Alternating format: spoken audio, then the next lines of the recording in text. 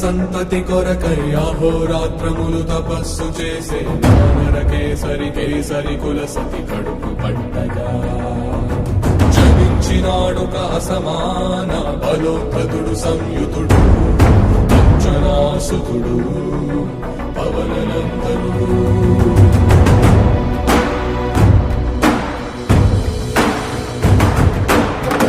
కిరణముల ఉదయాత్మిని గని అది పండిన తీయని పంటను పడు సూర్యమండలము పండితి కాలని వీళ్ళుడే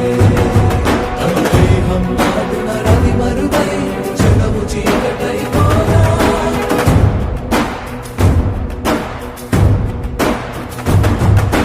అది అమరేంద్రుడు గమనించే తన